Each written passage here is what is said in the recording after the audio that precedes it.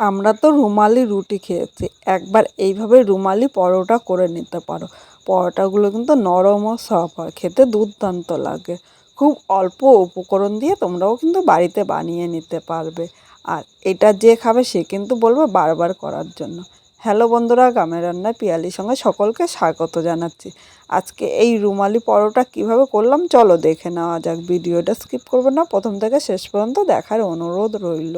এখানে এই বাটির মাপেই আমি সব কিছু নেব, আর এই বাটির মাপটা যদি ঠিক থাকে সব কিছু কিন্তু একদম পারফেক্ট হবে। প্রথমে এই বাটির মাপে এক বাটি আমি জল নিয়ে নেব। এখানে দেখো এক বাটি আমি গরম জল নিয়েছি, অবশ্যই কিন্তু তোমরা গরম জল নেবে, কারণ গরম জল দিয়ে মাখলে পরোটাগুলো কিন্তু খুব সুন্দর নরম হবে। এবার এর মধ্যে আমি স্বাদ অনুযায়ী লবণ নিয়ে নিলাম, 1 চামচ চিনি নিয়েছি। চিনিটা তোমরা কম বেশি করে নিয়ে নেবে, একটু মিষ্টি মিষ্টি হলে খেতে ভালো লাগে। আর যারা মিষ্টি পছন্দ করে না তারা এই চিনিটা কিন্তু স্কিপ করতে পারো। এবার প্রথমে আমি চিনি ও লবণটা জলের সাথে ভালো করে মিশিয়ে নেব। তোমরা এইভাবে আগে জলের সাথে তৈরি করে মিশিয়েও নিতে পারো, বা তোমরা ময়দাটা দেওয়ার পরে ময়দার সাথে কিন্তু মিশিয়ে নিতে পারো। আজকে আমি একটু অন্যরকমভাবে করছি, তাই তোমাদের সাথে দেখালাম। করলে প্রতিটা পরোটা খুব সুন্দর নরম তুলতুলে হয়। এখানে দেখো চিনি ও লবণটা কিন্তু জলের সাথে ভালো করে মিশিয়ে নিয়েছি। যেই চামচের চিনি নিয়েছি সেই চামচেরই আমি 2 চামচ সাদা তেল নিয়ে নিলাম। এই তেলটা দেওয়াতে এর ময়ামটা কিন্তু খুব সুন্দর হবে। একবার আমি এই তেলটা জলের সাথে ভালো করে নেড়ে চেড়ে মিশিয়ে নেব। খুব সাধারণভাবে দেখাচ্ছি, খুব অল্প সময় তোমরাও কিন্তু করে নিতে পারো। সবসময় দোকান থেকে না কিনে একবার এইভাবে করে নিতে পারো, খেতে দুর্দান্ত লাগবে। এখানে দেখো সব কিছু ভালো করে মিশিয়ে নিয়েছি। এবার এখানে আমি যেই বাটির মাপে জল নিয়েছি সেই বাটির মাপে আমি 2 বাটি ময়দা নিয়ে নেব। তোমরা যে কোনো একটা জিনিসের মাপে নেবে, তাহলে এই ময়দা মাখাটা একদম পারফেক্ট হবে। এখন আমি চামচ দিয়ে মিশিয়ে নিচ্ছি, যেহেতু গরম জল তাই গরম গরম কিন্তু ধরা যাবে না। এইভাবে আস্তে আস্তে মিশিয়ে নেব। এভাবে মেশাতে মেশাতে জলটা একটু ঠান্ডা হয়ে যাবে, তখন কিন্তু হাত দিয়ে মেশাতে খুব সুবিধা হবে। এইভাবে করলে চামচ দিয়ে খুব সুন্দরভাবে কিন্তু ডোটা তোমরা তৈরি করে নিতে পারবে।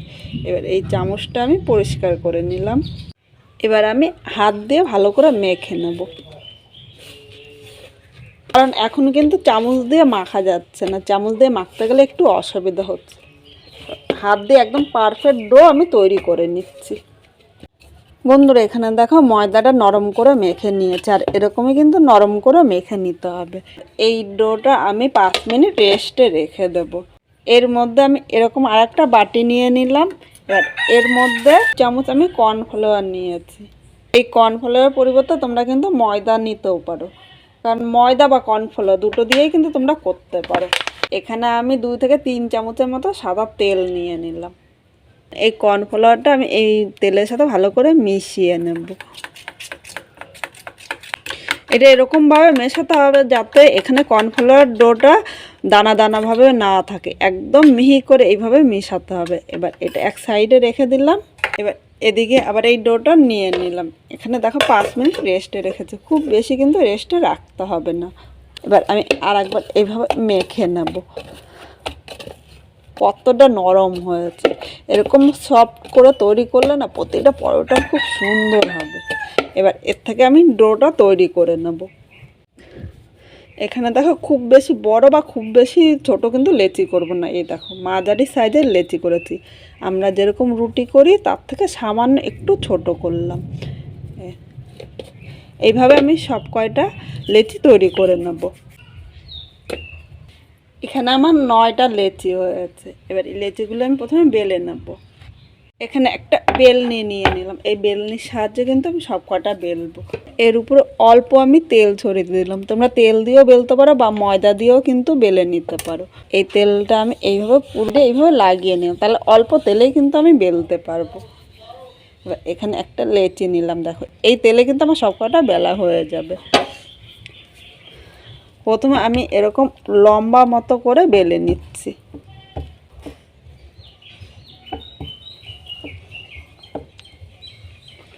দেখো এরকম লম্বা মতো করে কিন্তু প্রথমে বেলে নিতে হবে। এবার এর উপর দিয়ে আমি এই যে ডোটা আমি তৈরি করে নিয়েছি এখান থেকে 1/2 চামচের মতো নিয়ে পুরো সাইডে ভালো করে লাগিয়ে দেবো। এখানে তোমরা হাত দিয়েও করতে পারো বা এরকম আমার মতো চামচ দিয়েও কিন্তু করে নিতে পারো। আর একটুখানি নিয়ে নিলাম। এইভাবে পুরো রুটির মধ্যে আমি লাগিয়ে নিয়েছি। এটা দেখো, এইভাবে ভাঁজ করে নিতে হবে। ভাঁজটা তোমরা কিন্তু অবশ্যই দেখবে।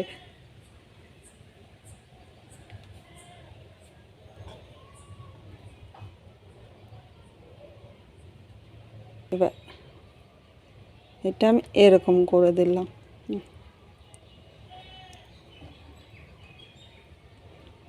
দেখো, এরকম 4 ভাঁজের আমি করে নিলাম। প্রথমে সব কটা আমি এইভাবে তৈরি করে নেব।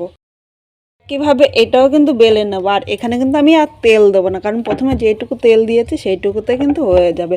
এরকম প্রতিটা কিন্তু প্রথমে লম্বা করে বেলে নেবে। সব কটা বেলা হলে তোমাদের সাথে আবার দেখাচ্ছি।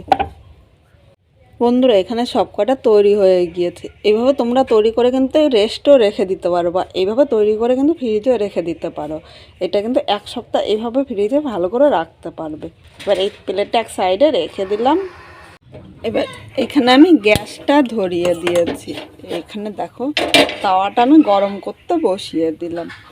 বন্ধুরা, এখন এই পরোটা বেলতে কিন্তু কোনো রকম তেল লাগবে না, তোমরা এমনি বেলে নিতে পারবে। আর যতটা পারবে একদম পাতলা করে বেলে নিতে হবে। এইভাবে আস্তে আস্তে আমি যতটা পারবো একদম পাতলা করে বেলে নিচ্ছি। বন্ধুরা, এখানে দেখো একদম পাতলা করে বেলে নিয়েছে। তোমরা কিন্তু যতটা পারবে এরকম একদম পাতলা করে বেলে নেবে। দেখো, তোমরা দেখেই বুঝতে পারছো কিন্তু। এই দেখো, এখানে দেখো তাওয়াটা ভালো করে গরম করে নিয়েছি। এবার আমি দিয়ে দিই। এখন কিন্তু মিডিয়াম আগুনে এই পরোটাগুলো ভাজতে হবে, খুব জোরে আগুন দেওয়া যাবে না। মিডিয়াম আগুন একটু সময় ধরে ভাজতে হবে। দেখো, এদিকে পরোটাটা কিন্তু ফুলে উঠেছে। এবার আমি উল্টিয়ে দিলাম।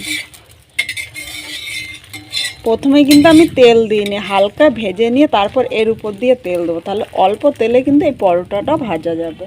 এখানে আমি 1 চামচ সাদা তেল নিয়েছি। 1 চামচ তেলেই কিন্তু আমি পরোটাটা ভাজবো, কারণ প্রথমেই বলেছি খুব অল্প তেলেই পরোটাগুলি ভাজবো।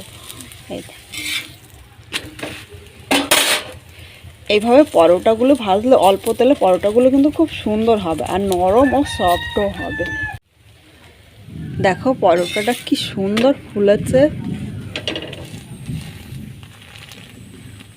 এই পরোটাটা কিন্তু ভাজা হয়ে গিয়েছে। একইভাবে বাকি পরোটাগুলো আমি ভেজে নেব।